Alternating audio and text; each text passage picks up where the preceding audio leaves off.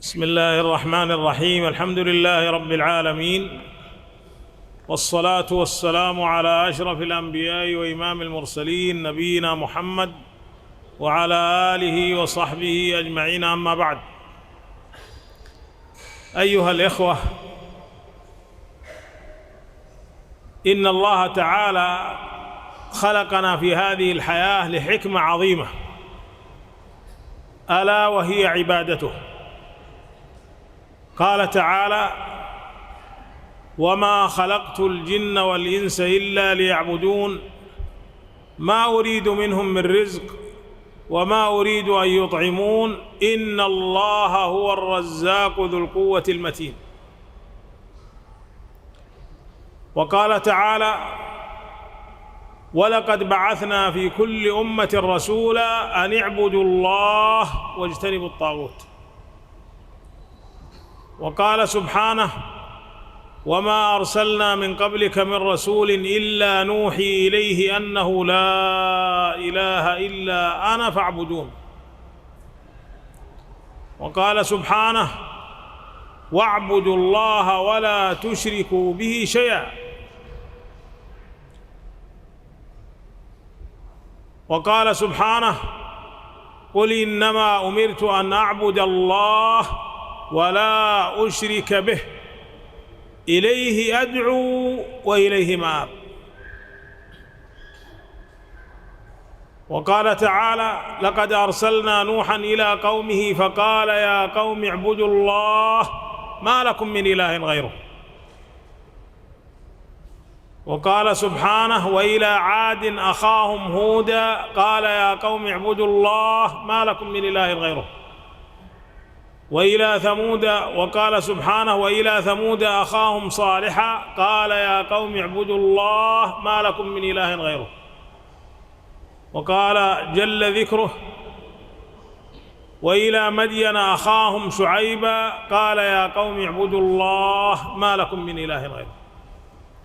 فكل رسول يدعو أمته إلى عبادة الله وحده وعدم الإشراك به. هذا هو دين الرسل الذي بعثت به، وأشرفهم نبينا صلى الله عليه وسلم. دعا أمته إلى عبادة الله وحده، فقال الله له: قل يعني يا محمد قل إنما أمرت أن أعبد الله ولا أشرك به.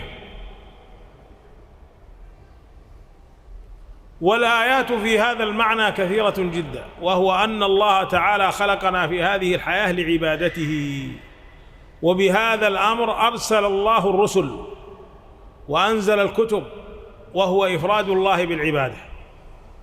قال سبحانه: ينزل الملائكة بالروح من أمره على من يشاء من عباده أن أنذروا أنه لا إله إلا أنا فاتقون.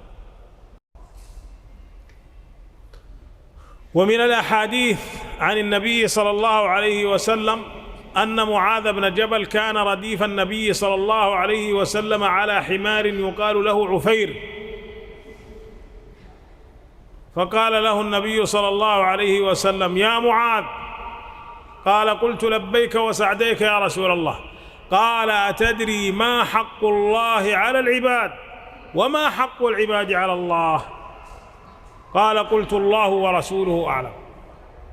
ثم مشى قليلا فقال: يا معاذ. فقلت لبيك يا رسول الله وسعديك. قال: أتدري ما حق الله على العباد وما حق العباد على الله؟ قال: قلت الله ورسوله أعلم. ثم مشى قليلا فقال: يا معاذ. فقلت لبيك يا رسول الله وسعديك. قال: أتدري ما حق الله على العباد وما حق العباد على الله؟ قال: قلت الله ورسوله أعلم. لماذا أعاد عليه السؤال 3 مرات؟ ليستحثه على فهم الجواب. في المرة الثالثة أجابه فقال: يا معاذ، حق الله على العباد أن يعبدوه ولا يشركوا به شيئا. وحق العباد على الله إذا هم فعلوه ألا يعذب من لا يشرك به شيئا. الله أكبر. فقال معاذ: يا رسول الله أفلا أبشر الناس يعني بهذه البشارة العظيمة؟ قال: لا تبشرهم فيتكلوا. فأخبر بها معاذ عند موته تأثما، يعني خشية الإثم، خشية كتمان العلم. فخلاصة الدين وزبدته والحكمة التي من أجلها خلقنا أن نعبد الله وحده ولا نجعل له شريكا. قال الله تعالى: فمن كان يرجو لقاء ربه فليعمل عملا صالحا ولا يشرك بعبادة ربه أحدا. والشرك هو أن تصرف شيئا من العبادة لغير الله، تصلي لغير الله، تذبح لغير الله كالجن أو السحرة، تدعو الموتى، يعني صرفت شيئا من العبادة لغير الله. فإذا صرفت شيئا من العبادة لغير الله فقد أشركت في عبادتك. فمن كان يرجو لقاء ربه فليعمل عملا صالحا ولا يشرك بعبادة ربه أحدا. فمن كان يرجو لقاء ربه يعني في الآخرة والجنة فليعمل عملا صالحا يعني موافق للسنة ولا يشرك بعبادة ربه أحدا. هذه الحكمة التي من أجلها خلقنا. ولعل الشيخ يترجم ثم ننتقل إلى عنصر آخر وهو أقسام الناس تجاه العبادة لله تعالى. ينقسم الناس تجاه العبادة لله تعالى إلى 4 أقسام.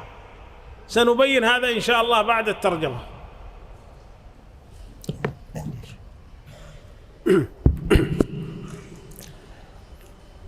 Bismillahirrahmanirrahim. Syekh Hafizahullah Ta'ala telah memulai ceramah beliau ini dengan memuji Allah Subhanahu Wa Ta'ala Rabbul Alamin, kemudian bersalawat terhadap Rasul yang paling mulia, Imam para Nabi kita Nabi Muhammad Sallallahu Alaihi Wasallam, juga kepada keluarga dan para sahabatnya. Kemudian beliau berkata, ma ba'du, ikhwah sekalian, sesungguhnya Allah Subhanahu wa Ta'ala menciptakan seluruh makhluk untuk sebuah hikmah, dan hikmah itu adalah untuk beribadah kepada Allah Subhanahu wa Ta'ala, sebagaimana firman Allah Subhanahu wa Ta'ala, wa ma khalaqatul jinna wal insa illa liya'budun ma uridu minhum min rizqin wa ma uridu an yut'imun innallaha huwar razzaqu dzul quwwatil matin. Tidaklah aku menciptakan jin dan manusia kecuali untuk beribadah kepadaku. Aku tidak menghendaki dari mereka makanan, tidak pula menghendaki mereka memberiku rezeki. Sesungguhnya Allah dialah yang maha kuat lagi maha perkasa. Dan Allah Subhanahu wa Ta'ala berfirman, wa laqad ba'atsna fi kulli ummatin rasulan an ya'budullaha wajtanibut taghut. Sungguh telah aku utus pada setiap umat seorang rasul agar supaya mereka menyampaikan beribadahlah kepada Allah saja dan jauhi segala taghut, segala yang diibadahi selain daripada Allah. Dan Allah Subhanahu wa Ta'ala berfirman, wa ma arsalna min qablika min rasulin illa nuhi ilaihi annahu la ilaha illa ana fa'budun. Tidaklah kami mengutus sebelum engkau wahai Nabi Muhammad seorang rasul pun kecuali kami wahyukan kepadanya agar supaya menyampaikan firman-Ku, tidak ada yang berhak diibadahi kecuali Aku, maka beribadahlah kalian kepadaku. Dan dialah Allah yang berfirman, wa'budullaha wa la tusyriku bihi syai'an. Beribadahlah kalian kepada Allah Subhanahu wa Ta'ala dan jangan kalian berbuat kesyirikan terhadapnya dengan sesuatu apapun. Dan kepada nabinya Nabi Muhammad sallallahu alaihi wasallam Allah memerintah, qul innama umirtu an a'budallaha wa la usyrika bih ilaihi ad'u wa ilaihi ma'ab.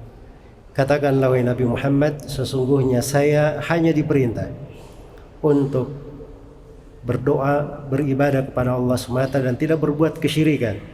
Kepadanya lah saya beribadah dan kepadanya lah saya kembali. Dan Allah Subhanahu wa taala menjelaskan beberapa nabi yang diutus dengan misi yang sama.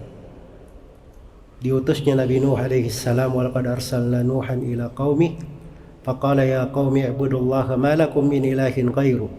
Sungguh kami telah mengutus Nabi Nuh alaihi salam kepada kaumnya agar supaya dia menyampaikan, wahai kaumku, beribadahlah kalian hanya kepada Allah dan jangan kalian beribadah kepada siapapun selain daripada Allah Subhanahu wa taala. Demikian pula hal yang sama Allah mengutus Nabi Hud kepada kaumnya Ad, juga Nabi Salih diutus kepada Thamud, juga Nabi Syuaib diutus kepada kaumnya suku Madian, dan seruan mereka sama, ani'budullaha ma lakum min ilahin ghairu. Beribadahlah kalian hanya kepada Allah, kalian tidak memiliki sesembahan siapapun bersama dengan Allah Subhanahu wa taala kecuali hanya Allah Subhanahu wa taala. Maka inilah agama semua nabi dan rasul. Kepadanya lah mereka menyeru. Dan ini seruan mereka. Setiap dari nabi dan rasul menyampaikan hal yang sama. Dan nabi kita Nabi Muhammad sallallahu alaihi wasallam juga mengajak umatnya dengan hal yang sama. Qul inna wa umirtu an a'budallaha wa la usyrika bih. Katakanlah wahai Nabi Muhammad, saya ini hanya diperintah untuk beribadah kepada Allah dan tidak berbuat kesyirikan sama sekali bersama dengan Allah Subhanahu wa taala. Demikianlah Allah mengutus para rasul, menurunkan kitab-kitab. Yunazzilul malaikata birruhi min amrih ala man yasha'u min ibadih an anziru annahu la ilaha illa ana fattaqun. Allah menurunkan para malaikat dipimpin oleh Jibril untuk menyampaikan kepada siapa yang dipilih dari para rasulnya, yaitu perintah Allah, hendaknya kalian beribadah, menyampaikan firman Allah Subhanahu wa taala, memperingatkan mereka bahwa tidak ada yang berhak diibadahi kecuali aku, firman Allah, maka bertakwalah kalian hanya kepadaku. Dan dari hadits-hadits Rasulullah sallallahu alaihi wasallam, suatu hari Nabi sallallahu alaihi wasallam pernah membonceng Mu'adz bin Jabal radhiyallahu taala anhu di atas kendaraan Nabi yang diberi nama dengan Ufair. Kemudian Nabi sallallahu alaihi wasallam berkata kepada Mu'adz, wahai Mu'adz, atadri ma haqqullahi 'alal ibad wa ma haqqul ibadi 'ala Allah. Wahai Mu'adz, tahukah kamu apa hak Allah terhadap hamba dan apa hak hamba terhadap Allah? Kata Mu'adz radhiyallahu taala anhu, Allah dan Rasulnya lebih tahu. Kemudian Nabi berjalan sedikit, kemudian Nabi mengulangi lagi pertanyaan yang sama. Wahai Mu'adz, atadri ma haqqullahi 'alal ibad wa ma haqqul ibadi 'ala Allah. Wahai Mu'adz, tahukah kamu apa hak Allah atas hamba dan apa hak hamba atas Allah? Mu'adz kembali berkata, Allah dan Rasulnya lebih tahu. Kemudian Nabi berjalan lagi sedikit, kemudian mengulangi pertanyaan yang ketiga. Dan di sini dimaklumi bahwa Nabi sallallahu alaihi wasallam mengulangi hal ini 3 kali kepada Mu'adz bin Jabal agar supaya beliau ini bersiap untuk menerima jawabannya. Apa jawabannya? Kata Nabi sallallahu alaihi wasallam, haqqullahi 'alal ibad ayya'buduhu wa la yusyriku bihi syai'an. Hak Allah atas hambanya adalah hendaknya mereka beribadah hanya kepadanya dan tidak berbuat kesyirikan terhadap Allah di dalam ibadah kepada Allah dengan sesuatu apapun. Dan hak hamba atas Allah Subhanahu wa taala alla yu'adziba man la yusyriku bihi syai'an, yaitu tidak menyiksa siapapun yang tidak berbuat kesyirikan terhadap Allah Subhanahu wa taala. Maka Mu'adz bin Jabal radhiyallahu taala anhu berkata, ya Rasulullah, tidakkah saya beri kabar gembira kepada manusia dengan berita ini? Kata Nabi sallallahu alaihi wasallam, jangan kamu beri kabar gembira karena khawatir mereka akan bersandar pada hal tersebut dan meninggalkan amalan. Tetapi Mu'adz bin Jabal radhiyallahu taala anhu di akhir umurnya beliau menyampaikan hadis ini karena khawatir beliau dianggap berdosa tidak menyampaikan hadis Rasulullah sallallahu alaihi wasallam. Maka kesimpulan dari dakwah para nabi dan rasul, intinya yaitu adalah hikmah Allah menciptakan makhluk adalah hendaknya kita beribadah hanya kepada Allah Subhanahu wa taala dan tidak membuat untuk Allah tandingan apapun di dalam ibadah. Faman kana yarju liqa'a rabbih falyamal amalan salihan wa la yusyrik bi ibadati rabbih ahada. Barang siapa yang menghendaki perjumpaan dengan Rabbnya, maka dia menghendaki perjumpaan dengan Allah Subhanahu wa taala, maka hendaknya dia beramal dengan amalan salih dan jangan dia mempersekutukan siapapun di dalam ibadah kepada Allah Subhanahu wa taala. Jangan dia berbuat kesyirikan, memalingkan ibadah apapun kepada selain Allah Subhanahu wa taala. Apakah itu dia berdoa kepada orang-orang yang sudah mati, menyembah jin, atau memalingkan ibadah kepada selain Allah Subhanahu wa taala, dilarang untuk berbuat kesyirikan. Faman kana yarju liqa'a rabbih, siapa yang mengharapkan perjumpaan dengan Rabbnya, ingin menghadapnya dengan baik di dunia dan di sorga, maka hendaknya dia beramal dengan amalan yang salih, hal yang mencocoki sunnah Rasulullah sallallahu alaihi wasallam, dan jangan sekali-sekali dia berbuat kesyirikan di dalam peribadatan kepada Allah Subhanahu wa taala. Maka ini adalah hikmah pokok atau unsur yang pertama dari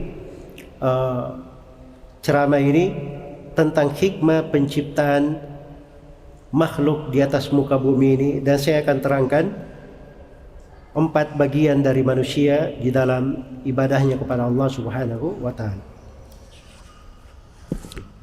أيها الإخوة، ننتقل إلى أقسام الناس تجاه العبادة لله تعالى. ينقسم الناس تجاه العبادة لله تعالى إلى 4 أقسام. القسم الأول من أبى أن يعبد الله تعالى واستكبر عن عبادته، فهذا حاله كحال إبليس، أبى واستكبر وكان من الكافرين. فمن أبى أن يعبد الله واستكبر عن عبادته فهو كافر. أبى أن يعبد الله تعالى، استكبر عن عبادته، هذا كافر، حاله كحال إبليس، أبى واستكبر وكان من الكافرين. وهؤلاء الكفار بشتى أنواعهم كاليهود والنصارى والملاحدة والوثنيين وغيرهم والهندوس ونحو ذلك، أبوا أن يعبدوا الله تعالى واستكبروا عن عبادته وأبوا أن ينقادوا لشريعة النبي صلى الله عليه وسلم. ولهذا قال النبي صلى الله عليه وسلم: والذي نفسي بيده لا يسمع بي يهودي ولا نصراني ثم لم يؤمن بالذي أرسلت به إلا دخل النار. والذي نفسي بيده لا يسمع بي يهودي ولا نصراني ثم يموت ولم يؤمن بالذي أرسلت به إلا دخل النار. والله تعالى يقول: ومن يبتغي غير الإسلام دينا فلن يقبل منه وهو في الآخرة من الخاسرين. هذا الصنف الأول، وهم كثر. والنبي صلى الله عليه وسلم يقول: ما أنتم في أهل الملل، يعني من الكفار، إلا كشعرة سوداء في جلد ثور أحمر، أو شعرة بيضاء في جلد ثور أسود، أو كما قال صلى الله عليه وسلم. الصنف الثاني من البشر من الناس من عبد الله وعبد معه غيره، من عبد الله وعبد معه غيره، فهذا مشرك، والمشرك شركا أكبر عمله حابط. قال الله تعالى: ولقد أوحي إليك وإلى الذين من قبلك لئن أشركت ليحبطن عملك ولتكونن من الخاسرين بل الله فاعبد وكن من الشاكرين. وما قدر الله حق قدره والأرض جميعا قبضته يوم القيامة والسماوات مطويات بيمينه سبحانه وتعالى عما يشركون. يعني لو قدر العباد ربهم حق قدره لم يسووا به مخلوقا، لم يجعلوا له شريكا في العبادة.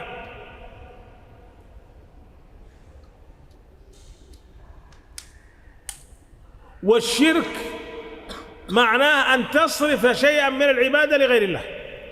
فالصنف الثاني من عبد الله وعبد معه غيره، تجده يصلي لله، يزكي لله، يصوم لله، يحج لله، يصل رحمه، يبر بوالديه إلى آخره من الأعمال الصالحة، لكنه يفعل فعلا شركيا، يتقرب إلى الموتى يدعوهم من دون الله، يقول يا سيدي فلان، هذا الميت يأتيه ويدعوه من دون الله، يأتي الصنم ويدعوه من دون الله، يقول هب لي ولدا، ارزقني مالا، المدد المدد، الغوث الغوث، أنا في حسبك، اشفع لي عند ربك.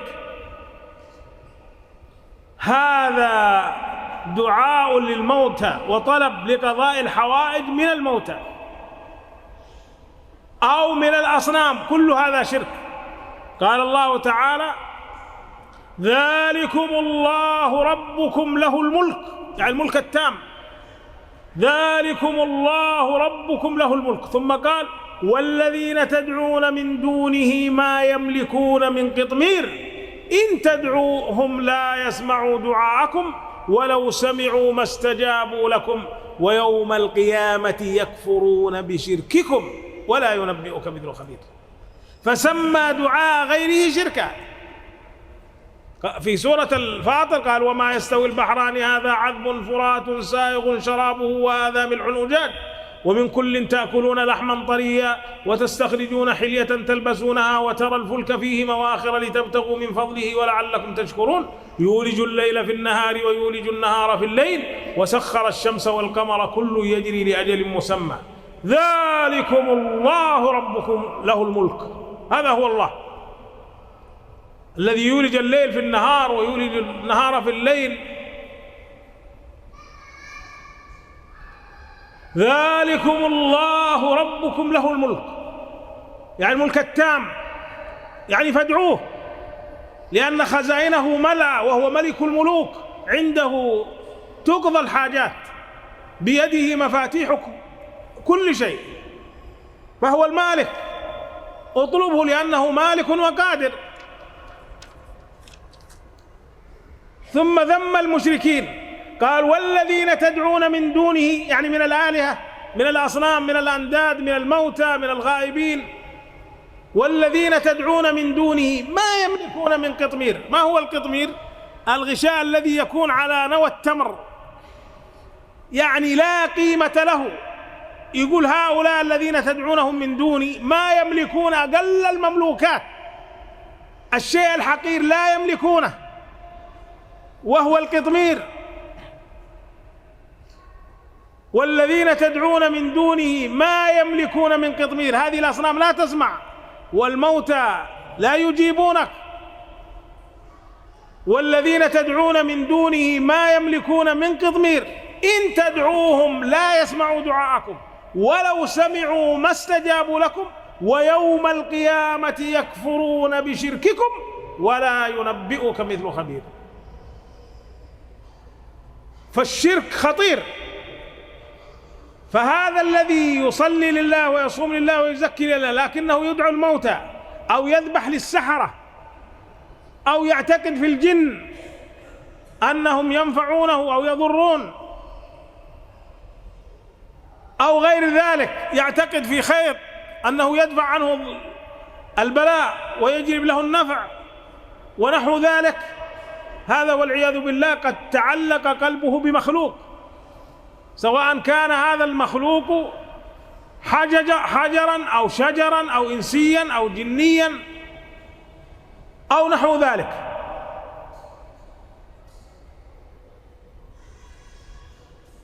فهذا قد صرف شيئا من العبادة لغير الله فقد أشرك، ومن أشرك شركا أكبر فعمله حابط،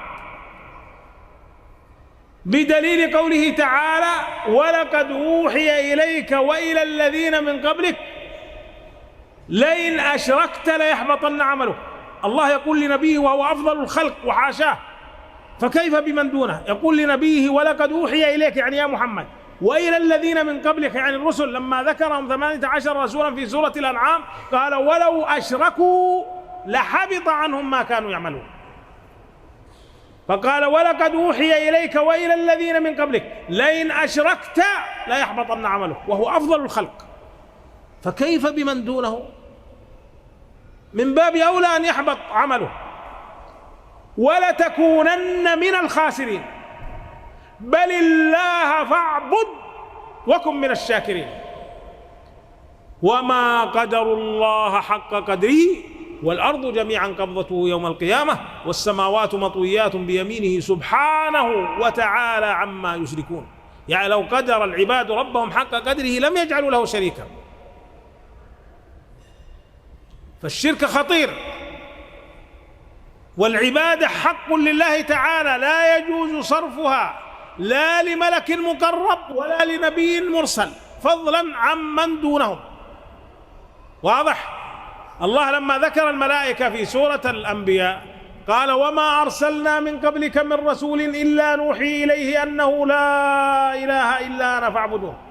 وقالوا اتخذ الرحمن ولدا. العرب يقولون الملائكة بنات الله، فرد الله عليهم وقالوا اتخذ الرحمن ولدا سبحانه بل عباد مكرمون، يعني بل الملائكة عباد مكرمون لا يسبقونه بالقول وهم بأمره يعملون، يعلم ما بين أيديهم وما خلفهم ولا يشفعون إلا لمن ارتضى وهم من خشيته مشفقون. ومن يقل منهم إني إله من دونه فذلك نجزيه جهنم كذلك نجزي الظالمين. ما معنى الآية هذه؟ ومن يقل منهم، يعني ومن يقل منهم يعني من الملائكة إني إله من دونه، يعني من دون الله. ومن يقل منهم إني إله من دونه فذلك نجزيه جهنم كذلك نجزي الظالمين. يعني لو ادعى ملك من الملائكة أنه إله وقال للناس اعبدوني من دون الله لعذبه الله، لأن العبادة حق الله تعالى لا يجوز صرفها لا لملك مقرب بنص هذه الآية. ومن يقل منهم يعني من الملائكة، ومن يقل منهم إني إله من دونه فذلك نجزيه جهنم كذلك نجزي الظالمين. لأن الملائكة مخلوقون لله عبيد له لا يسبقونه بالقول وهم بأمره يعملون، وحاشاهم. لكن هذا تنبيه لبقية العباد، يقول هؤلاء أفضل خلقي وهم الملائكة، لو ادعى أحد منهم أنه إله من دونه لعذبته، فكيف بمن دونهم؟ وهم يسبحون الليل والنهار لا يفترون، لا يعصون الله ما أمرهم ويفعلون ما يؤمرون، بل عباد مكرمون لا يسبقونه بالقول وهم بأمره يعملون، يعلم ما بين أيديهم وما خلفهم ولا يشفعون إلا لمن ارتضى وهم من خشيته مشفقون. ومن يقل منهم إني إله من دونه فذلك نجزيه جهنم كذلك نجزي الظالمين. وقال في الأنبياء ما كان لبشر أن يؤتيه الله الكتاب والحكم والنبوة ثم يقول للناس كونوا عبادا لي من دون الله ولكن كونوا ربانيين بما كنتم تعلمون الكتاب وبما كنتم تدرسون. يعني ما ينبغي لبشر من الرسل أن يدعي أنه ويدعو الناس إلى عبادته، لأن العبادة حق الله تعالى لا يجوز صرفها لا لملك مقرب ولا لنبي مرسل، فكيف بمن دونهم؟ فالشرك خطره عظيم، ينبغي بل يجب على المؤمن أن يحذره وأن يعرف أنواع الشرك وصوره وأشكاله حتى يحذرها، حتى لا يقع في الشرك. لأن إبراهيم الخليل إمام الحنفاء الذي زكاه الله، قالوا إن إبراهيم كان أمة قانتا لله حنيفا وما كان من المشركين، يخاف على نفسه الشرك. وإذ قال إبراهيم رب اجعل هذا البلد آمنا واجنبني وبني أن نعبد الأصنام ربي إنهن أضللن كثيرا من الناس فمن تبعني فإنه مني ومن عصاني فإنك غفور رحيم. هذان صنفان، نؤجل الصنفين إلى ما بعد الترجمة.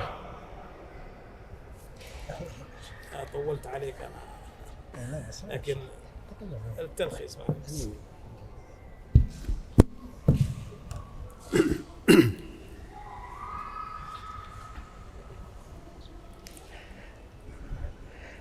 Baik. Jadi manusia ini di dalam ibadah di atas muka bumi ini, mereka diklasifikasikan menjadi 4 golongan, 4 kelompok. Yang pertama adalah siapa yang tidak mau beribadah kepada Allah dan bersombong dari ibadah. Dan ini dari sifatnya iblis. Aba wastakbara wa kana minal kafirin. Dia enggan, menolak dan bersombong, dan dia termasuk dari orang-orang kafir. Jadi itu hukum di dalam syariat, bahwa barang siapa yang tidak mau menyembah Allah, bersombong dari ibadah kepadanya, maka dia adalah sama dengan iblis, dihitung sebagai orang-orang yang kafir. Dan ini mencakup seluruh jenis kekufuran, apakah dari Yahudi maupun Nasara, dari Majusi maupun dari Hindu dan sebagainya. Dan Nabi SAW bersabda, "Walladzi nafsi biyadihi," demi yang jiwaku berada di tangannya, "La yasma'u bi ahadun min hadhihi al-ummah yahudiyyun wala nasraniyyun."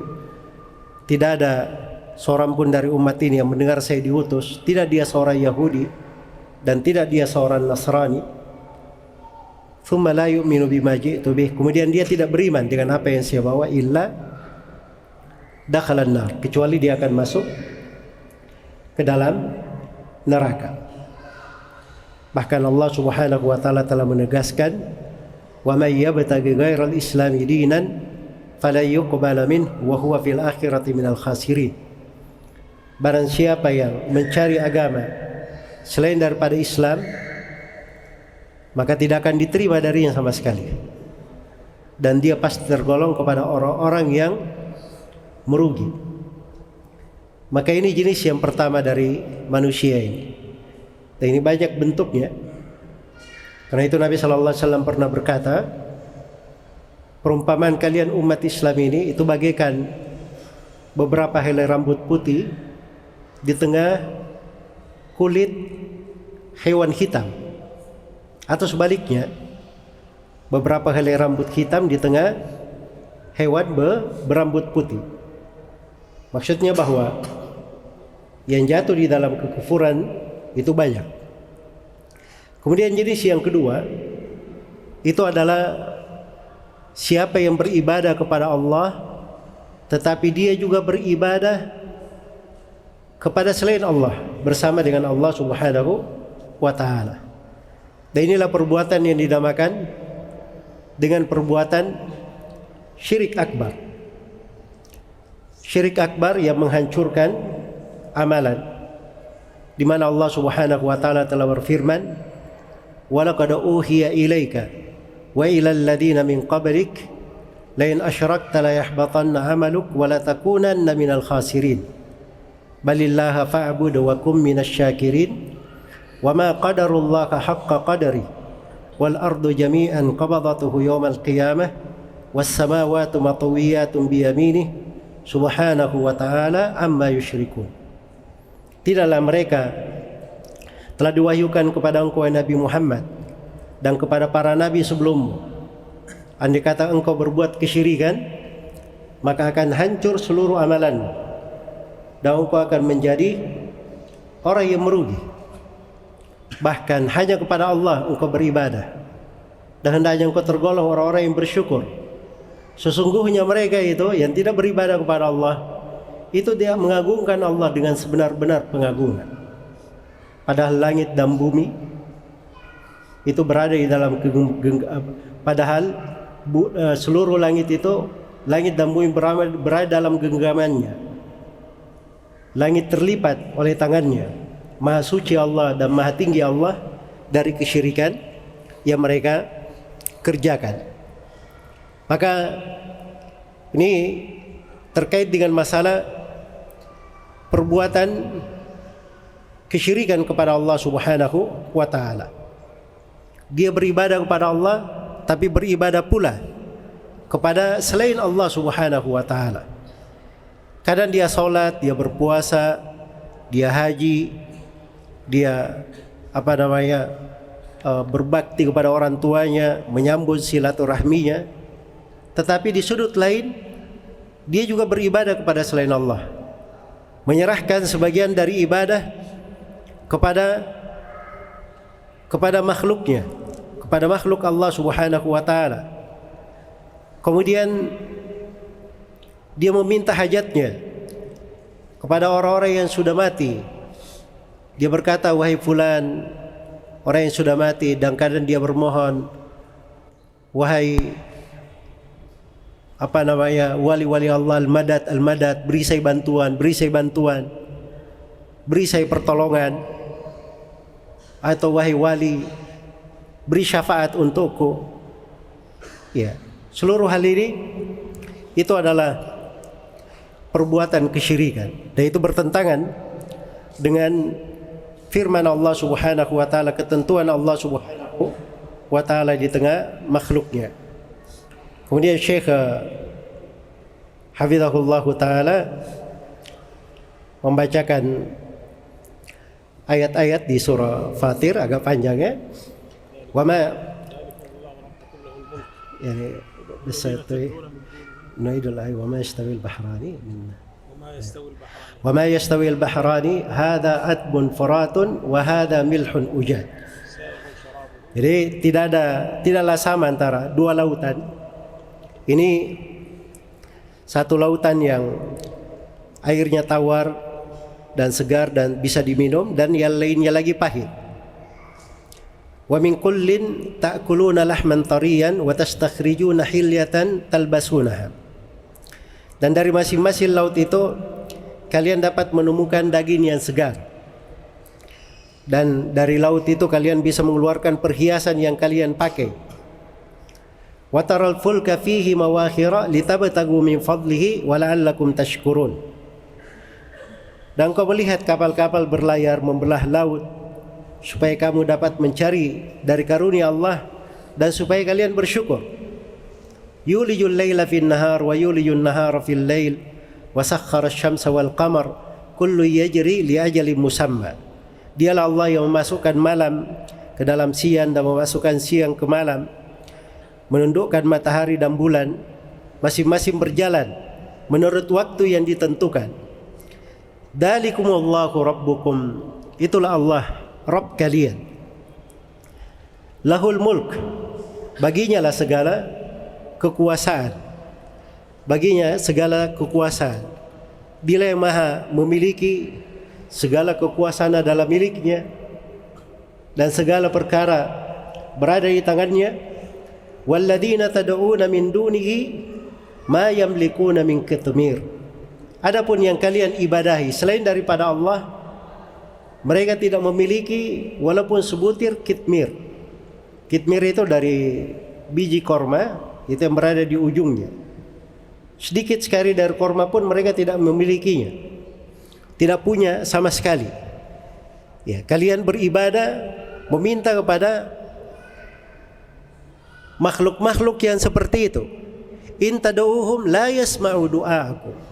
Kalau kalian berdoa kepada mereka, mereka tidak akan sanggup mendengar doa kalian. Walau sami'u mastajabu lakum. Kalaupun bisa mendengar, tidak mampu dia kabulkan untuk kalian. Tidak mampu dia kabulkan untuk kalian. Wa yaumal qiyamati yakfuruna bisyirkikum. Dan lebih dahsyatnya lagi, di hari kiamat mereka akan kafir, berlepas diri dari kesyirikan yang kalian lakukan. Wala yunabbi'uka mithlu khabir. Dan tidak ada yang bisa memberitahu kalian yang lebih jelas, lebih terang, terjadi sebagaimana kenyataannya di masa mendatang, melebihi Allah Subhanahu wa ta'ala. Dan itulah Allah yang kabarkan di dalam Al-Quran ini. Karena itu kesyirikan ini bahaya besar sekali. Sebab kadang seorang itu dia sholat, dia puasa, tetapi menjadi hancur seluruhnya karena dia menyembah untuk selain Allah. Dia kadang melakukan perbuatan sihir yang menghancurkan dari amalannya. Dia kadang bergantung kepada selain Allah Subhanahu wa ta'ala, menyembah kepada bebatuan, pepohonan, ya, dan selainnya dari amalan-amalan. Karena itu barang siapa yang berbuat dari kesyirikan ini, maka hancur seluruh amalannya. Itu diancam kepada setiap nabi dan rasul. Bahkan di surah Al-An'am disebutkan 18 orang nabi. Setelah itu Allah Subhanahu wa ta'ala berfirman, walau asyraku lahabit anhum ma kanu ya'malun.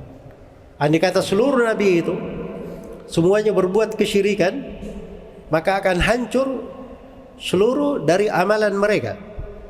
Akan hancur dari seluruh amalan mereka. Ini para nabi. Seorang nabi, kalau dia berbuat kesyirikan, hancur amalannya.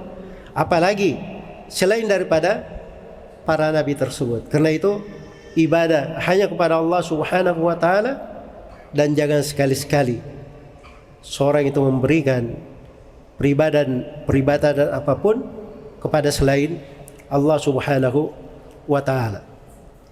Dan Allah Subhanahu wa ta'ala menyebutkan tentang para malaikat, bagaimana dari ketaatan mereka di dalam ibadah kepada Allah Subhanahu wa ta'ala. Tapi bersamaan dengan itu semua, Allah Subhanahu wa ta'ala berfirman, wa qalu ittakhadar rahmanu walada. Mereka kaum musyrikin berkata Allah punya anak.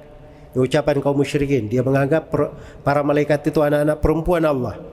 Maka Allah menjawab, subhanah, maha suci Allah Subhanahu wa ta'ala. Bal ibadun mukramun, para malaikat itu hamba-hamba Allah yang dimuliakan. La yasbikunahu bil qawli wa hum bi amrihi ya'malun. Para malaikat itu tidak pernah mendahului ucapan Allah Subhanahu wa ta'ala. Para malaikat itu segera beramal dengan apa yang Allah perintahkan. Ya'lamu ma baina aydihim wa ma khalfahum wa la yashfa'una illa liman irtada. Mereka beramal. Allah Maha mengetahui apa yang dikerjakan oleh malaikat itu di depannya dan di belakangnya. Dan para malaikat tidak memberi syafaat kecuali siapa yang Allah ridai. Wa hum min khasyatihi mushfiqun. Dan mereka ini itu sangat takut kepada Allah Subhanahu wa ta'ala. Kemudian Allah menegaskan, wa may yaqul minhum inni ilahun min dunih fadzalika najzihi jahannam kadzalika najzi adh-dhalimin. Barang siapa di antara malaikat yang berkata bahwa saya ini adalah yang diibadahi selain daripada Allah, maka untuknya kami akan beri balasan dengan neraka jahannam. Dan itu adalah seburuk-buruk balasan untuk orang-orang yang zalim. Ini malaikat. Andai kata seorang malaikat padahal hamba yang sangat dekat kepada Allah Subhanahu wa ta'ala, dia berkata dia berhak diibadahi, tidak tanggung-tanggung, pasti akan masuk ke dalam neraka jahannam. Itu balasan untuk orang-orang yang berbuat zalim. Karena itu kesyirikan ini perkara yang sangat besar sekali. Tidak diterima perbuatan syirik itu terhadap para nabi dan para rasul, terhadap malaikat, hamba-hamba yang didekatkan, apalagi terhadap selainnya. Sebab dia adalah hak khusus bagi Allah Subhanahu wa ta'ala. Karena itu wajib kita kenal apa itu kesyirikan, apa itu bentuk-bentuknya, bagaimana model-modelnya, agar supaya kita bisa menghindarinya. Dan disitulah Nabi Ibrahim alaihi salam bersamaan dengan beliau adalah imamnya para nabi dan para rasul.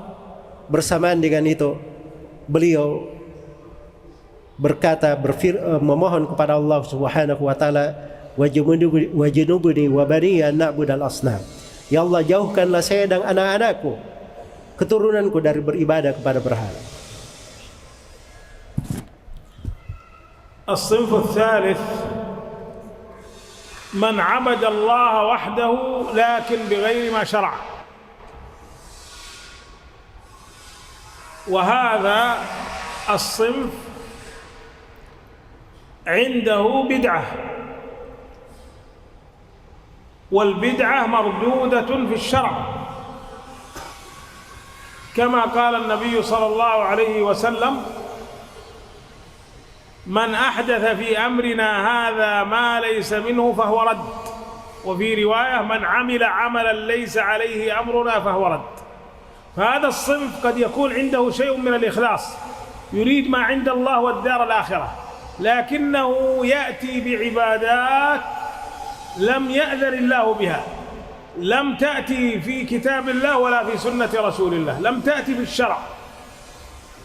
فهذا الصنف حقق أحد شرطي قبول العمل وهو الإخلاص، قد يكون مخلصا لكنه يأتي بأشياء مبتدعة، إما في العقائد أو في العبادات. والبدعة قد تكون مكفرة تخرج صاحبها من دائرة الإسلام، وقد تكون مفسقة، وهذه البدعة مردودة على كل حال. واضح؟ فهذا لأن العمل والعبادة لا تقبل إلا بشرطين: الإخلاص لله تعالى فيها، والمتابعة للنبي صلى الله عليه وسلم، فيؤديها كما فعل النبي صلى الله عليه وسلم. إذا لم تأتي عن النبي صلى الله عليه وسلم وفعلها هذا المكلف على وجه التقرب إلى الله تعالى فهي بدعة، والبدعة مردودة على صاحبها. وأهل البدع كثر، كالاحتفال مثلا بالمولد النبوي، هذا بدعة لم يفعله النبي صلى الله عليه وسلم ولا الخلفاء الراشدون ولا الصحابة. كبدعة الروافض في سب الصحابة ونحو ذلك.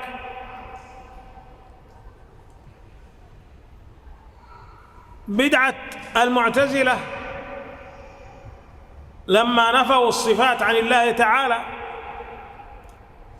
والبدع كثيرة وأهلها كثر، فيجب على المؤمن أن يحذر البدعة، لأنك خلقت عبدا لله تعالى لتحقق هذه العبودية، والعبد لا يزيد في الأمر في تنفيذ الأمر ولا ينقص منه.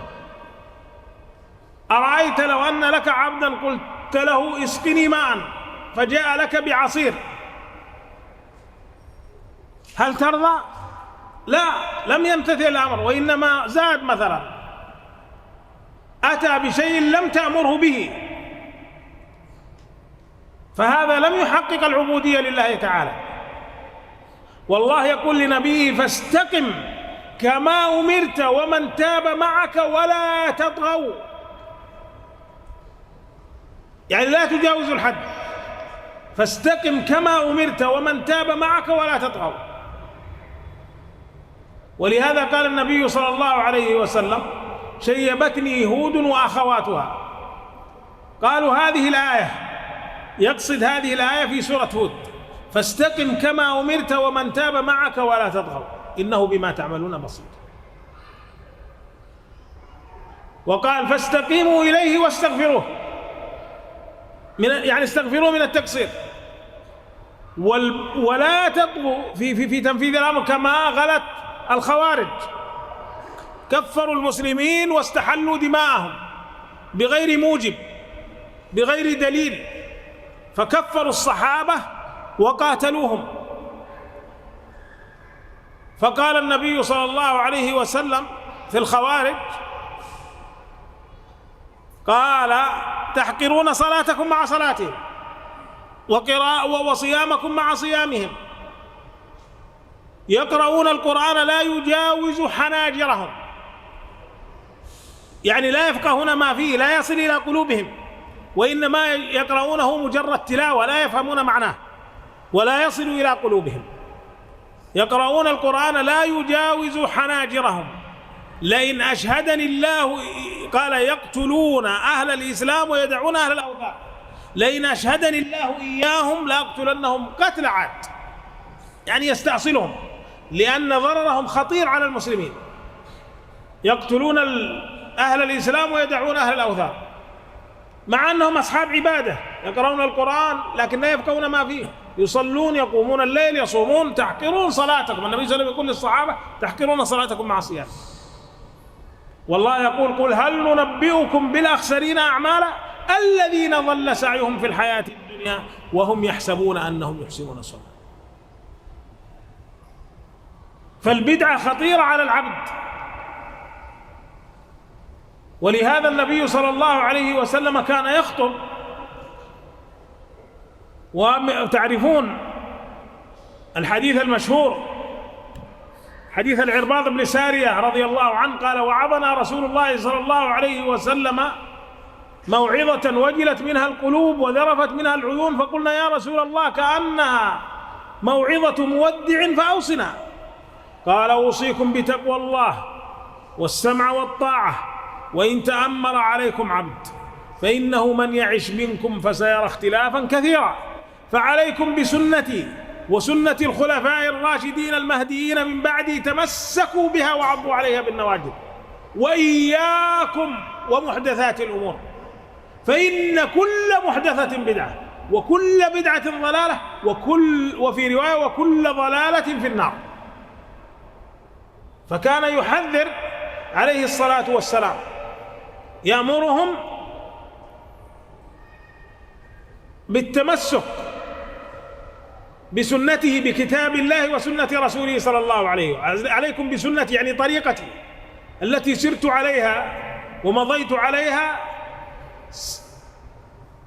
امتثالا لكتاب الله وسنته صلى الله عليه وسلم. عليكم بسنتي وسنة الخلفاء الراشدين المهديين من بعدي، وهم الخلفاء الأربعة أبو بكر وعمر وعثمان وعلي رضي الله عنهم، تمسكوا بها وعضوا عليها بالنواجذ، وإياكم ومحدثات الأمور، فإن كل محدثة بدعة وكل بدعة ضلالة، وفي رواية وكل ضلالة في النار. فالأمر خطير أيها الإخوة، فالواجب علينا أن نحذر البدع صغيرها وكبيرها. والبدع كما قلنا قد تكون مكفرة تخرج العبد من دائرة الإسلام إلى دائرة الكفر، وبدعة مفسقة خطيرة، لكن العمل هذا الذي تعمله وليس عليه دليل الذي هو بدعة هو مردود. فالحكم في أهل البدع أن ما يتقربون به من هذه البدع غير مقبولة، لقول النبي صلى الله عليه وسلم من عمل عملا ليس عليه أمرنا فهو رد، من أحدث في أمرنا هذا ما ليس منه فهو رد.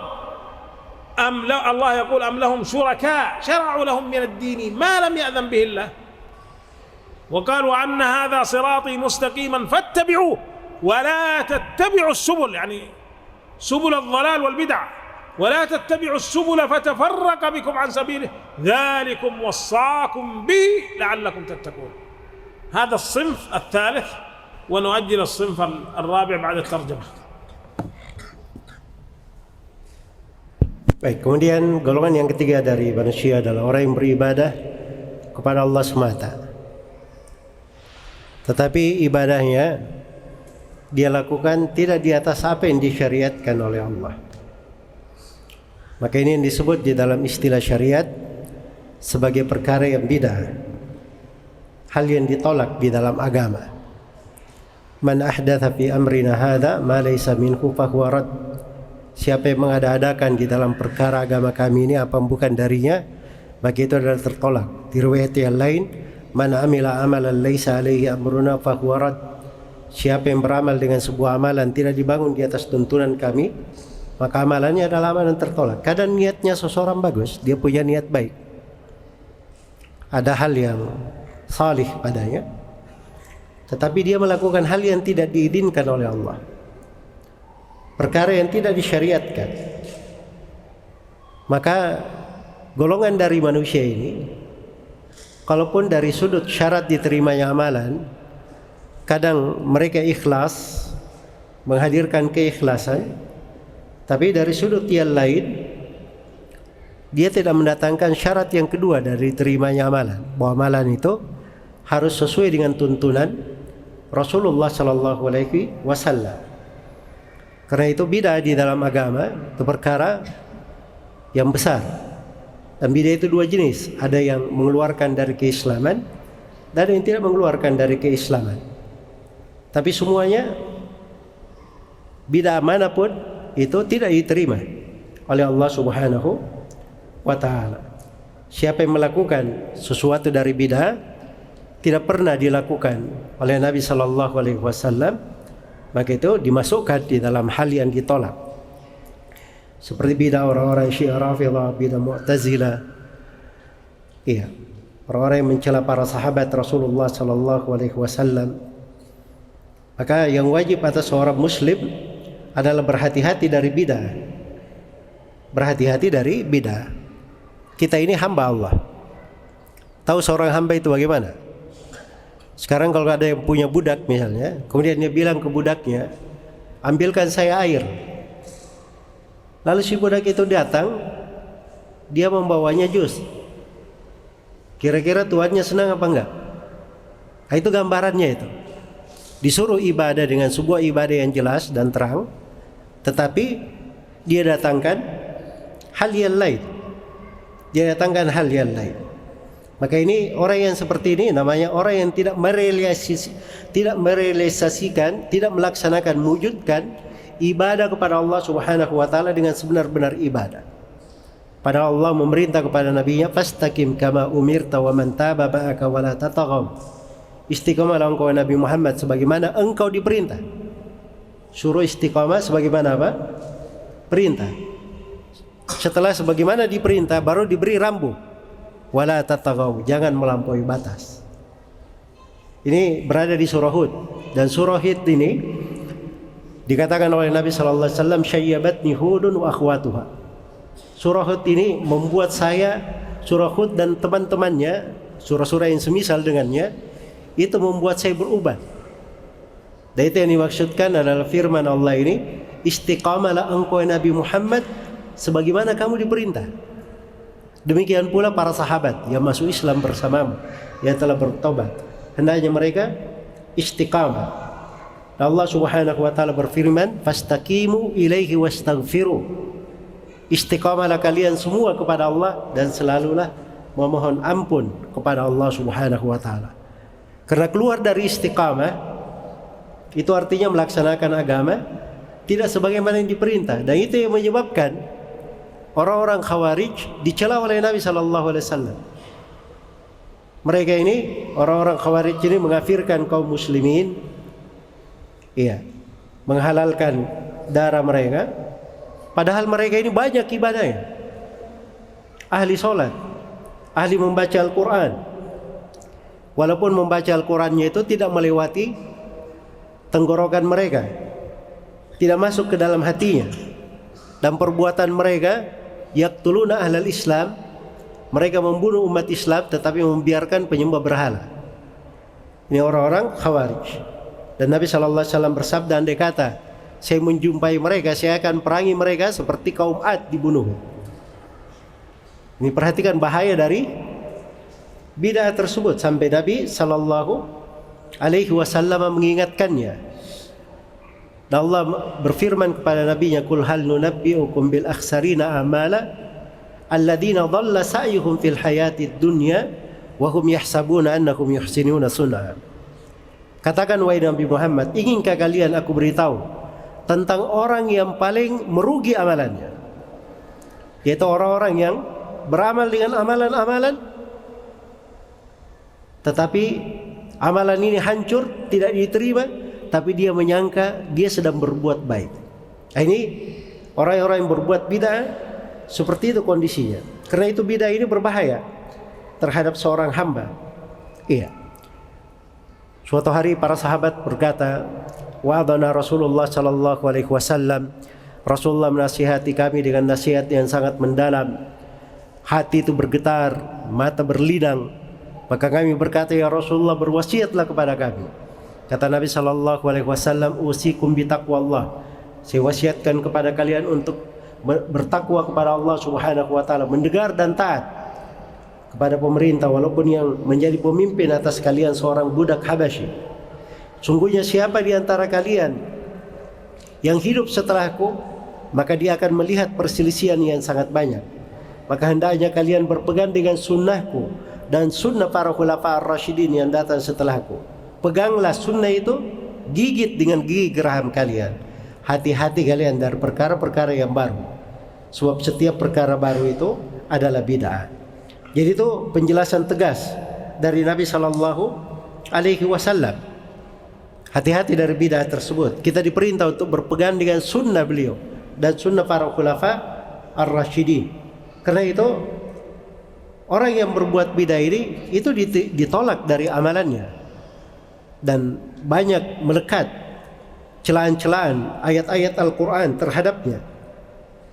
Maka ini jenis yang ketiga dari golongan manusia. Adapun yang keempat akan diterangkan oleh Syekh sebentar lagi.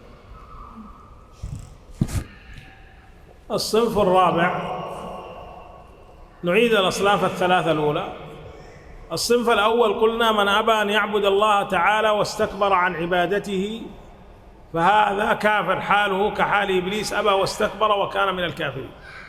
الصنف الثاني من عبد الله وعبد معه غيره فهذا مشرك، والمشرك شركا أكبر عمله حابط بنص الآية ولقد أوحي إليك وإلى الذين من قبلك لئن أشركت ليحبطن عملك ولتكونن من الخاسرين.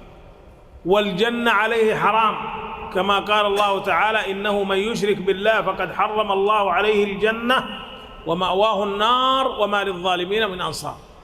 وإذا مات وهو مصر على الشرك ذنبه لا يغفر. قال تعالى إن الله لا يغفر أن يشرك به ويغفر ما دون ذلك لمن يشاء ومن يشرك بالله فقد ضل ضلالا بعيدا.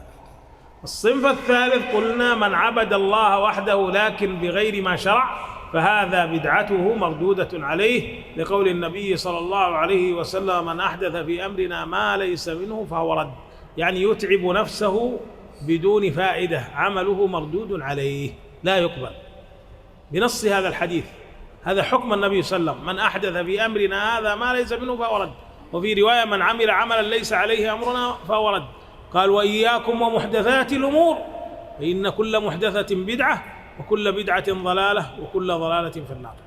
الصنف الرابع وهو الصنف الفائز الناجي وهو من عبد الله وحده بما شرع. هذا الصنف من الناس حقق شرطي قبول العمل: الإخلاص لله تعالى والمتابعة للنبي صلى الله عليه وسلم. قال الله تعالى فمن كان يرجو لقاء ربه، يعني في الآخرة، فمن كان يرجو لقاء ربه فليعمل عملا صالحا ولا يشرك بعبادة ربه أحد. عملا صالحا، ما هو العمل الصالح؟ الموافق للسنة.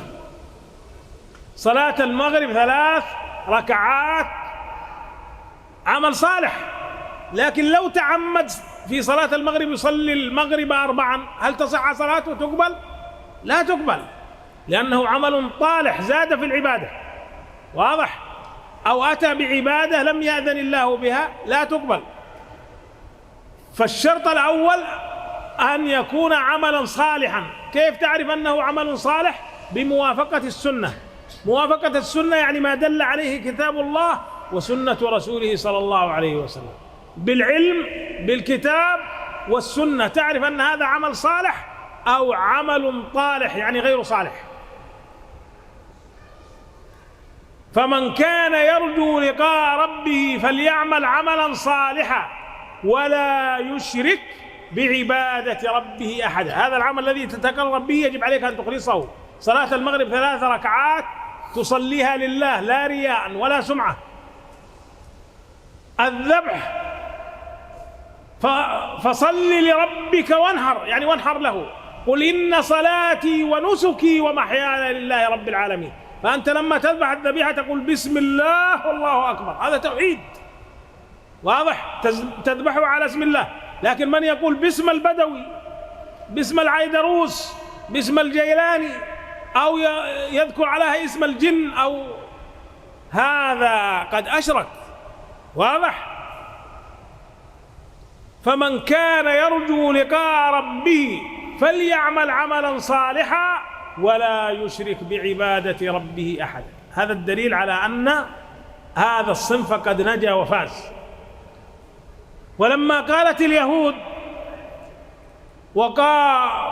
وقالوا لن يدخل الجنة إلا من كان هودا أو نصارى، قال الله تلك أمانيهم قل هاتوا برهانكم إن كنتم صادقين بلى من أسلم وجهه لله وهو محسن فله أجره عند ربه ولا خوف عليهم ولا هم يحزنون. الله أكبر.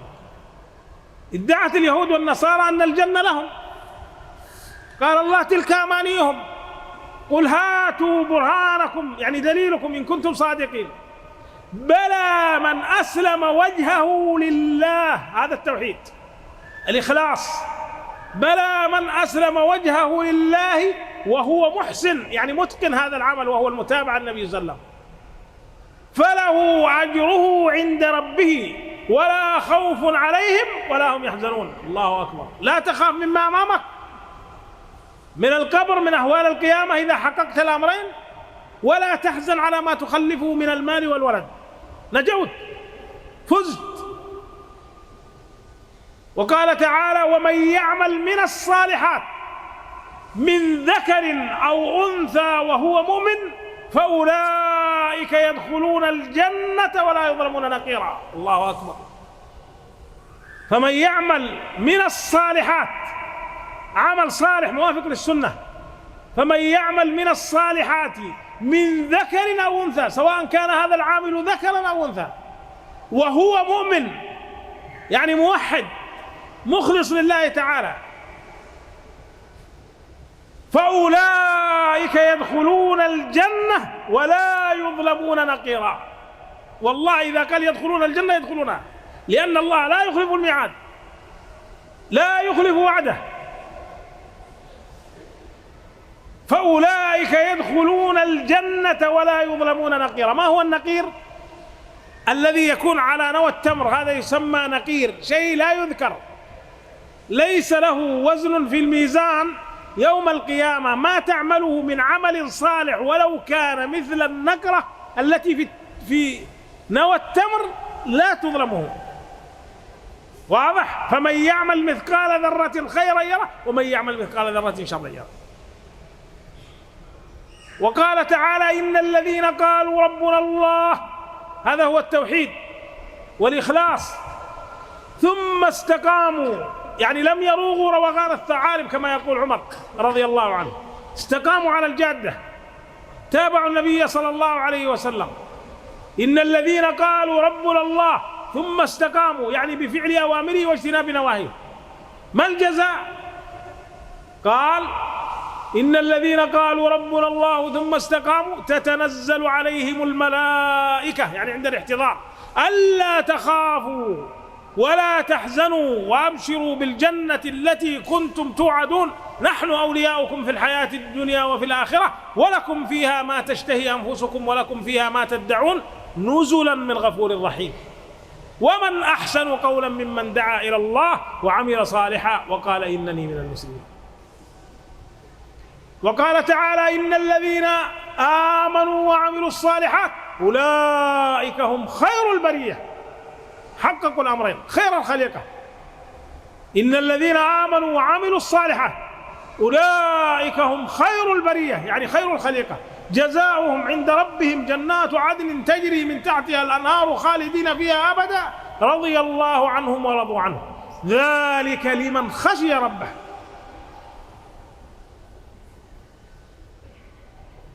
وقال سبحانه فمن يعمل من الصالحات وهو مؤمن فلا كفران لسعيه يعني لا يضيع عمله وإنا له كاتبون. وقال سبحانه من عمل صالحا من ذكر أو أنثى وهو مؤمن فلنحيينه حياة طيبة يعني في الدنيا ولنجزينهم أجرهم بأحسن ما كانوا يعملون يعني في الآخرة. والآيات في هذا كثيرة، يجمع الله تعالى بين الإيمان والعمل الصالح أو الإيمان والاستقامة. إن الذين قالوا ربنا الله ثم استقاموا تتنزل عليهم الملائكة. وفي الآية الأخرى إن الذين قالوا ربنا الله ثم استقاموا فلا خوف عليهم ولا هم يحزنون.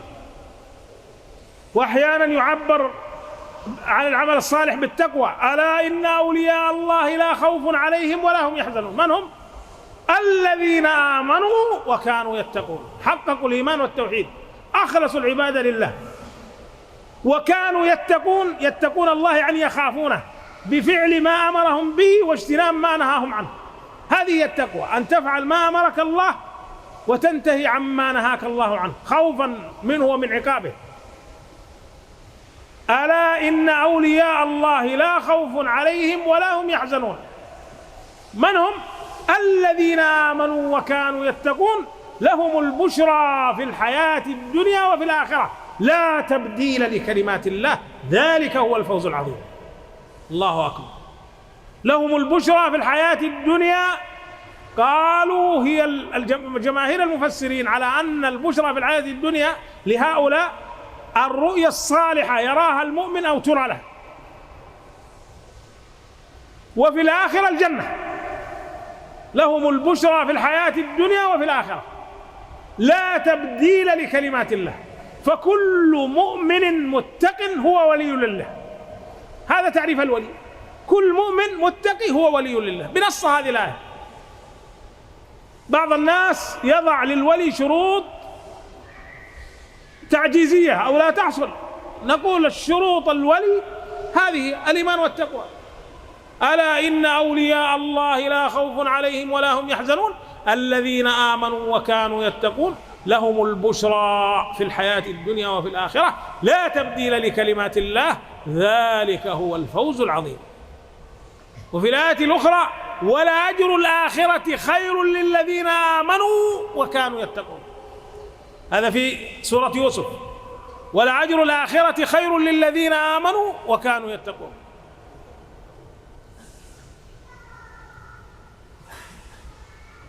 وقال سبحانه: وإن تؤمنوا وتتقوا فلكم أجر عظيم. والآيات في هذا كثيرة جدا.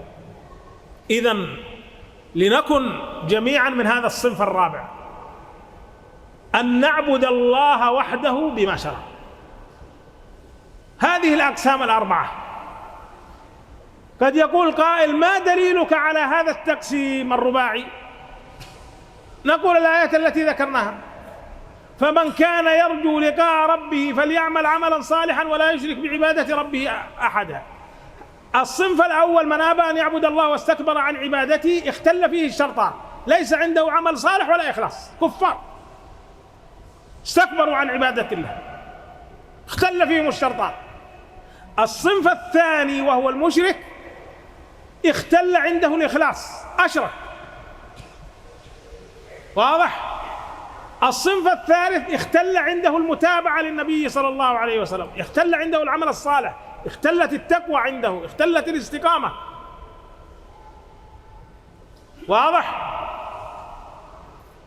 الصنف الرابع توفر فيه الشرطان: الإخلاص والمتابعة، أو الإيمان والعمل الصالح، أو الإيمان والتقوى، أو الإيمان والاستقامة، المعنى واحد. واضح؟ أو بلى من أسلم وجهه لله، هذا التوحيد، وهو محسن، هذا المتابعة، يعني متقن للعمل كما أمره الله. فاستقم كما أمرت، فإذا استقمت كما أمرك الله فأنت متقن للعمل. واضح؟ هذه هي الأصناف الأربعة، وعرفنا حكم كل صنف.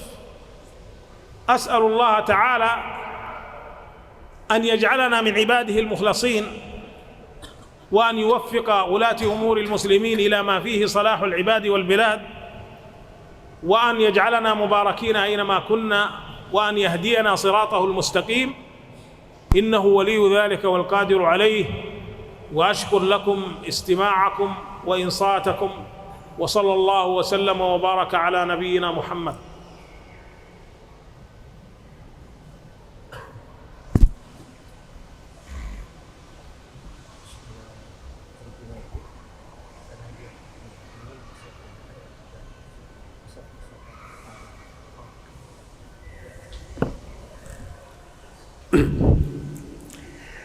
Baik, Gimana? Terlalu panjang ya? Hah? Atau mau di-refresh dulu? Yang pertama yang disebut oleh siapa tadi? Golongan yang pertama tadi. Golongan yang pertama, siapa yang enggan dan bersombong dari ibadah kepada Allah. Ini hukumnya apa tadi? Hukumnya kafir kepada Allah Subhanahu wa taala. Baik, yang kedua, dia beribadah kepada Allah tetapi beribadah kepada selain Allah juga. Ini namanya apa? Musyrik. Syirik apa? Syirik akbar, menghancurkan seluruh amalannya. Maka Syekh tambahkan ada dua lagi tadi. Innahu may yusyrik billah faqad harramallahu alaihi al-jannah wa ma'wahu an-nar wa ma lidh-dhalimin min ansar. Orang yang berbuat kesyirikan haram masuk surga. Barang siapa yang berbuat kesyirikan, Allah haramkan untuknya surga, tempat tinggalnya di neraka, tidak ada penolong bagi orang yang zalim. Dan ditambah lagi tidak akan diampuni dosanya. Innallaha la yaghfiru an yushraka bih wa yaghfiru ma duna dzalika liman yasha. Sungguhnya Allah tidak mengampuni dosa kesyirikan dan mengampuni selain daripada itu bagi siapa yang Allah kehendaki. Yang ketiga tadi, golongan yang ketiga, ini beribadah kepada Allah semata, ada ikhlasnya. Tapi masalahnya di mana? Dia ibadah dengan selain hal yang disyariatkan. Maka ini namanya orang yang berbuat bidah, dan telah diterangkan orang yang berbuat bidah ini tidak diterima dari apa? Dari amalannya. Dan bidah itu dua jenis. Ada bidah yang membatalkan keislaman dan ada bidah yang tidak membatalkan keislaman. Tapi semuanya amalannya tidak diterima. Kemudian yang keempat sekarang, Syekh menerangkan yang keempat.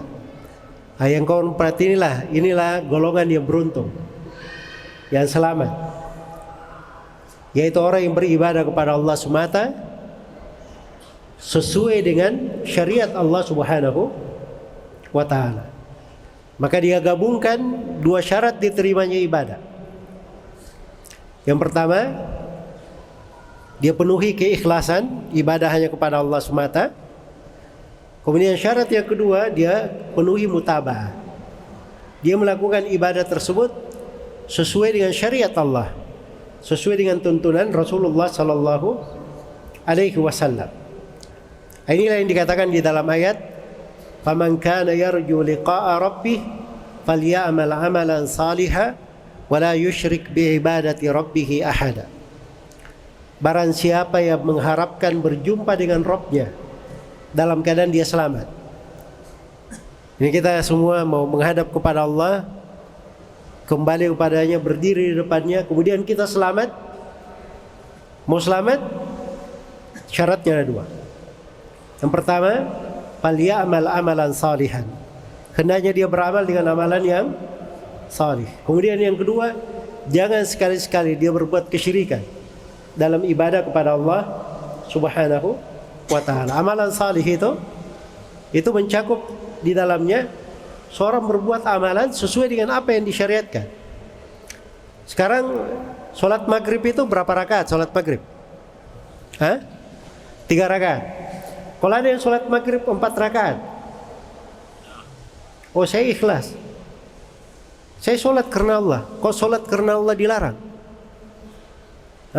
Gimana ini? Gimana? Diterima atau tidak? Itu amalan salih atau amalan talih tidak salih?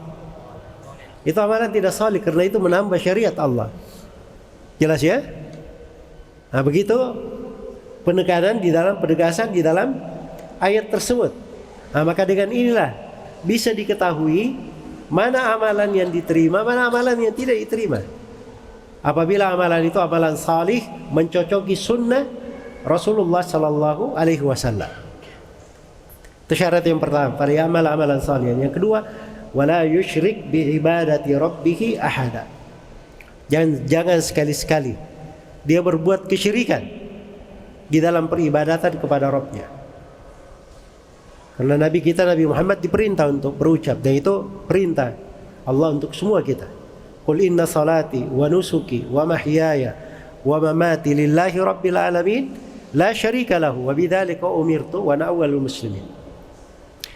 Katakanlah sungguhnya salatku sembelihan, ibadahku, hidupku dan matiku hanya untuk Allah. Tidak ada syarikat baginya. Demikian saya diperintah. Dan saya adalah orang yang pertama kali berislam. Sekarang sembelihanku, kalau misalnya ada yang menyembelih untuk kuburan, ya Syekh tadi sebut nama-nama beberapa orang kuburan disembah di Mesir di sana ya, Al-Badawi, Jailani, ya. Itu dengan nama penghuni kubur itu dia menyembelih untuk penghuni kubur, diterima atau tidak? Itu bukan sembelihan untuk Allah namanya. Jelas ya? Itu tidak diterima. Maka tidak boleh berbuat kesyirikan dalam peribadatan kepada Allah Subhanahu wa ta'ala. Itulah agama yang lurus, dikumpulkan dua hal. Karena itu orang-orang Yahudi dan Nasara ngaku-ngaku bahwa yang masuk surga itu cuma mereka saja. Wa qalu kunu hudan aw nasara wa qalu la yadkhulul jannata illa man kana hudan aw nasara. Mereka berkata, tidak ada yang masuk surga kecuali Yahudi dan Nasara saya. Maka Allah bantah mereka, tilka amaniyuhum, itu angan-angan mereka. Tilka amaniyuhum, itu adalah angan-angan mereka. Kemudian Allah terangkan, bala man aslama wajahahu lillahi wa huwa mu'min falahu ajruhu inda rabbih wala khaufun alaihim wala hum yahzanun. Bahkan akan masuk surga itu, yang masuk surga adalah yang mengislamkan wajahnya karena Allah, itu keikhlasan. Wa huwa mu'min, dan dia adalah seorang mukmin. Bala man aslama wajahu lillahi wa huwa muhsin, dan dia adalah seorang yang berbuat ihsan. Ihsan itu artinya dia mungkin di dalam mencontoh amalan betul-betul persis sebagaimana yang dituntunkan oleh Allah dan Rasulnya. Dia penuhi dua syarat, maka dijamin untuknya pahala.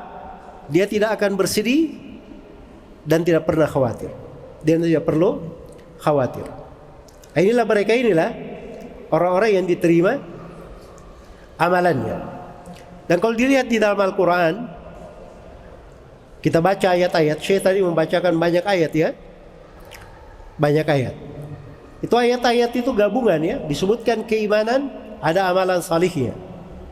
Disebutkan kadang keimanan, ada penyebutan takwa. Dan takwa itu adalah bentuk dari apa? Realisasi dari amalan salih juga. Jadi dia makna-makna yang menunjukkan hal yang sama. Penyebutan kepada dua syarat tersebut. Innal ladzina qalu rabbuna Allahu tsumma istaqamu. Misalnya, sungguhnya orang yang berkata Rabb kami adalah Allah, kemudian mereka istiqamah. Kemudian mereka istiqamah. Itu Rabb kami adalah Allah. Itu satu ya. Rabb kami adalah Allah. Itu keimanan bagus. Kemudian dia istiqamah di atas tuntunan dan syariat. Maka diterangkan berbagai keutamaan di dalam ayat tersebut. Ayat-ayatnya telah dibacakan oleh Syekh Hafizahullah Ta'ala. Iya. Dan beliau sebutkan banyak ayat tadi semakna dengan itu. Karena waktu kita sudah singkat, saya tidak bacakan semua dari ayat-ayat tersebut. Dan di antara ayat yang penting beliau bacakan dari ayat ala inna awliya Allahi la khaufun alaihim wa lahum yahzanun alladzina amanu wa kanu yattaqun.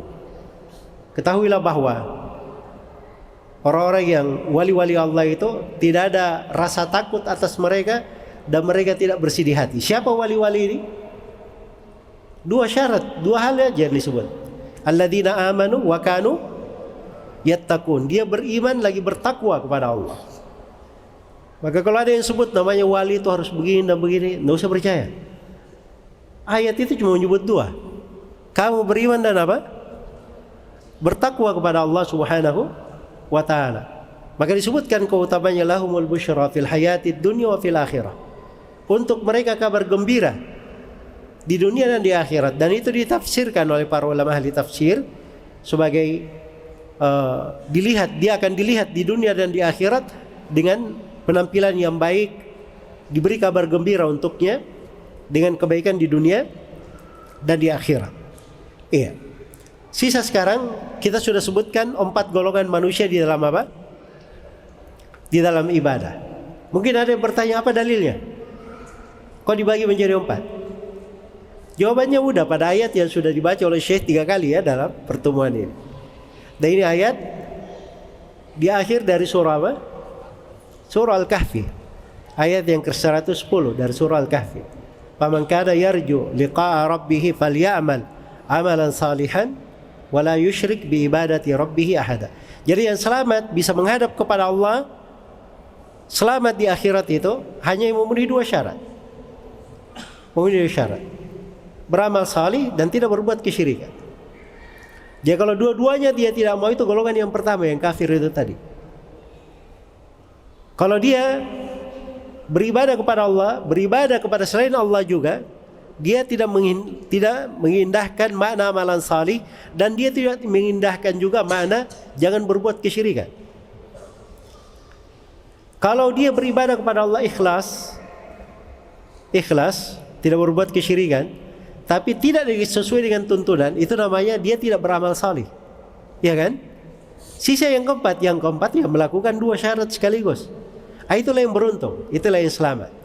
Dan itulah isi ceramah yang dibawakan oleh Syekh Hafizahullah Ta'ala di sore hari ini. Dan Syekh menutup ceramahnya bermohon kepada Allah Subhanahu wa Ta'ala, semoga Allah menjadikan kita semua sebagai hamba-hambanya yang beruntung, orang-orang yang ikhlas, orang-orang yang selalu mengikuti sunnah Rasulullah sallallahu alaihi wasallam, dan semoga Allah Subhanahu wa Ta'ala memperbaiki dari keadaan hamba-hamba dan negeri-negeri umat Islam. Ya, dan beliau berterima kasih kepada seluruh hadirin dan hadirat atas kehadirannya dan kehusyukannya di dalam mendengar dan perhatiannya. Semoga Allah Subhanahu wa Ta'ala melipat gandakan pahala untuk semuanya. Salawat dan taslim ditutup dan selalu tercurah untuk Nabi kita Nabi Muhammad sallallahu alaihi wasallam. Di sini ada 4 malah, cuma 4 aja.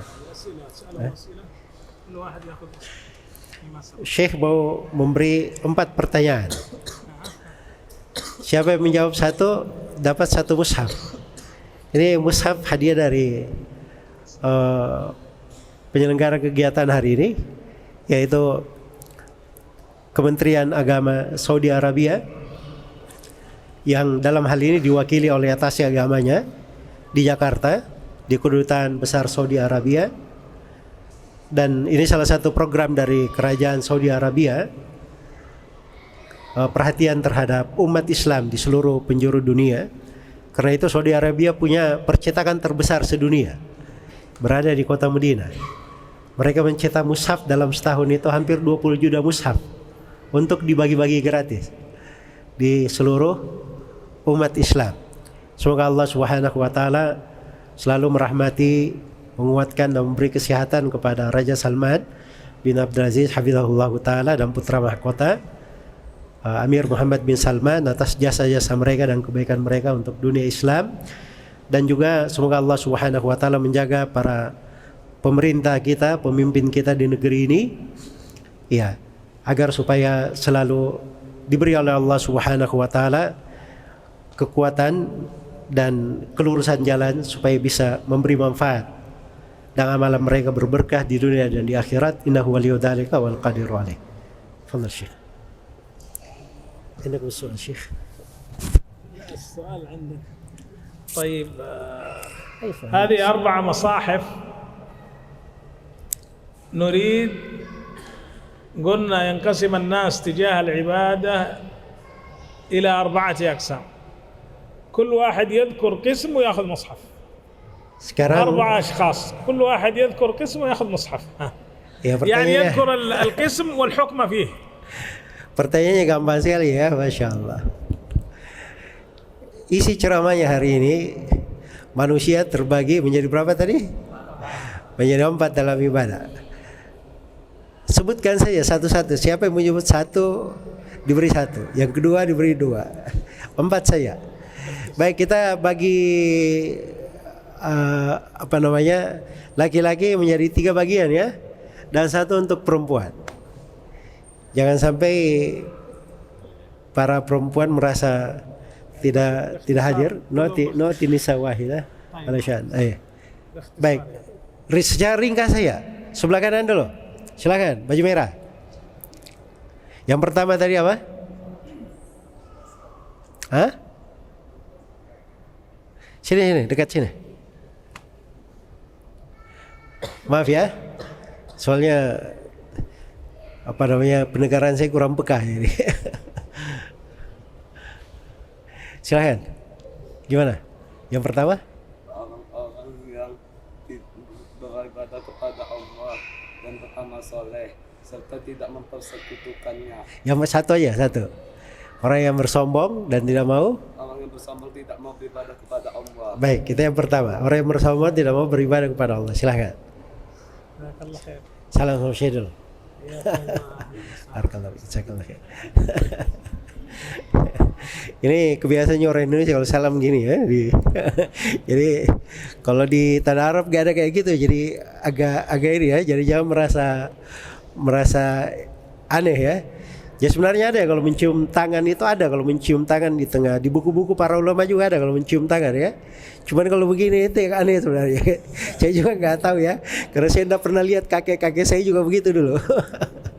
Baik, itu diperbaiki aja ya. Baik, yang di tengah, silakan Pak. Yang kedua.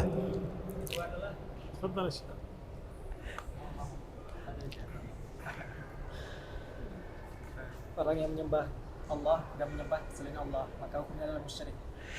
Yani alladhi abada Allah wa abada ma'ahu ghairuhu fa hukmuhu musyrik.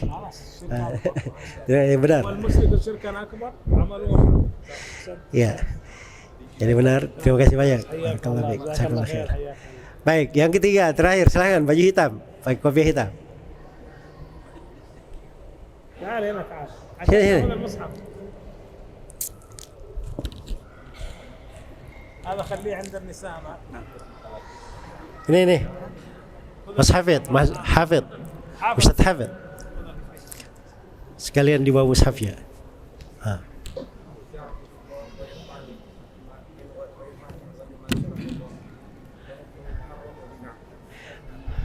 Tamam. Yang ketiga adalah siapa yang beribadah kepada Allah tetapi tanpa syariat Allah. Tanpa syariat, tanpa hafal yang disyariatkan. Hukumnya adalah bid'ah, diharamkan. Baik, benar ya?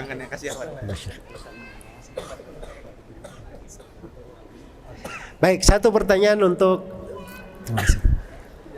yang terakhir, mushaf terakhir dari ibu-ibu. Itu ada mic di situ. Siapa yang mau jawab? Silakan. Ada yang mau jawab? Ya, bahwa ada yang mau jawab, kasih mic gitu. Ada mic-nya. Ustaz tuh masih pertanyaan. Bagi siapa yang mau nanya atau menjawab, ya kan. Yang keempat, Golongan yang keempat. Kayak mana nawarinnya? Apa soalnya? Ajit. Aku nggak dengar loh soalnya apa. Nggak jelas. yang keempat tadi golongan yang keempat, silakan. Yang mau jawab?